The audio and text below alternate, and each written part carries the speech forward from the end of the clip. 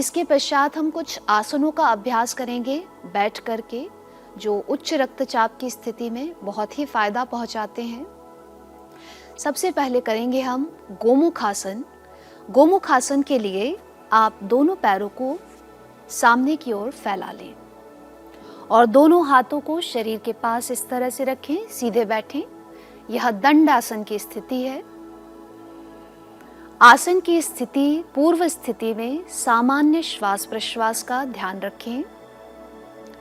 इसके पश्चात दोनों पैरों को घुटनों से मोड़कर लेफ्ट पैर को राइट पैर के नीचे लें और राइट पैर को लेफ्ट पैर के ऊपर रखें। इस प्रकार से यह गोमुख आसन की स्थिति बनती है। और जो पैर आपका ऊपर है उस हाथ को ऊपर ले जाकर, जो पैर नीचे है उस हाथ को नीचे ले जाकर आप हाथ को पकड़ें।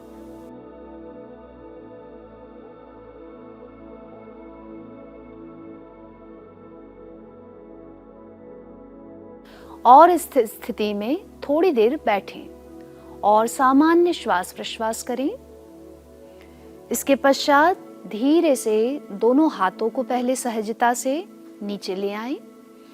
इसके पश्चात ऊपर वाला पैर खोलें और देन नीचे वाला पैर खोलकर सामने फैला लें।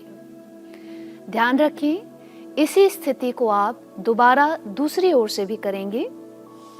इसके लिए फिर से पैरों को मोड़ें और अब आपका दाहिना पैर, राइट पैर नीचे जाएगा और बायां पैर ऊपर की ओर आएगा। और प्रथम इस स्थिति में आइए, कमर को सीधा रखिए, शरीर को सीधा रखिए। इसके पश्चात नीचे वाला पैर, दाहिना पैर यदि नीचे है तो दाहिना हाथ पीछे ले जाइए और बाएं हाथ को ऊपर से ले जाकर इस प्रकार से पकड़कर रुकिए और सामान्य श्वास प्रश्वास चलने दीजिए।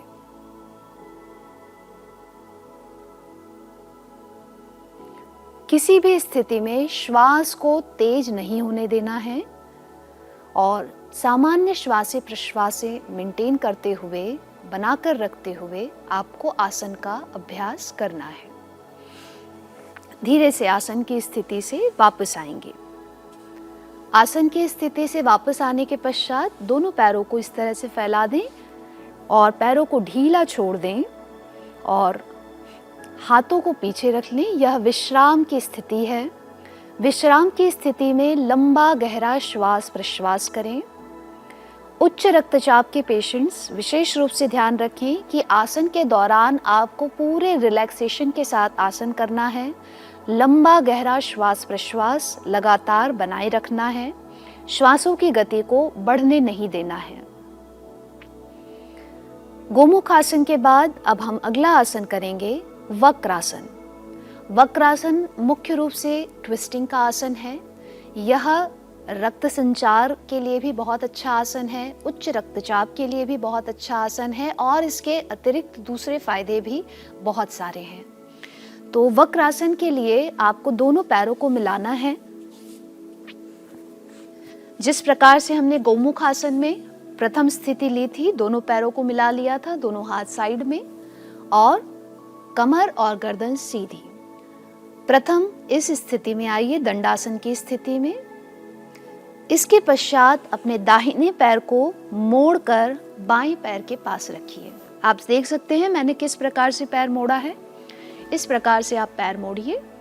जिस पैर को आपने मोड़ा है उस हाथ को आप पीछे सपोर्ट में रखिए, अपनी कमर की सीध में रखिए। 6 से 9 इंच की दूरी पर आप रख सकते हैं।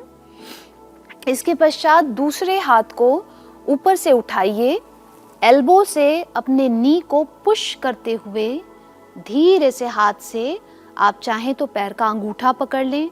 आप नहीं पकड़ पा रहे हैं तो आप हाथ को जमीन पर रख लें और आप बहुत अच्छे तरीके से कर पा रहे हैं तो आप पैर को भी पकड़ सकते हैं। तो आप इन तीनों स्थितियों में से किसी भी स्थिति को बना करके कमर को सीधी कीजिए और इसके पश्चात गर्दन को घुमाकर कंधे की सीध में रखिए। आसन की इस अंतिम स्थिति में आपको सामान्य श्वास प्रश्वास बनाए रखना है और विशेष रूप से ध्यान रखना है कि आपकी कमर झुकी हुई ना हो। आप सभी देख सकते हैं मेरी कमर पूरी तरह से सीधी है। आपको झुक करके नहीं बैठना है, आपको पूरा बॉडी स्ट्रेट रखना है, कमर सीधी रखना है। सामान्य श्वास प्रश्वास। धीरे से आप गर्दन सामने लाइए। इसके पश्चात आप जो हाथ आपने क्रॉस किया है उसको साइड में ले जाइए। पीछे वाले हाथ को फिर से आगे ले आइए और दूसरा पैर सामने फैला दीजिए। और इसी स्थिति को अब आपको दूसरी ओर से भी करना है। आसन जो आपने राइट पैर से किया है उसी को आपको अब लेफ्ट की ओर से भी करना है।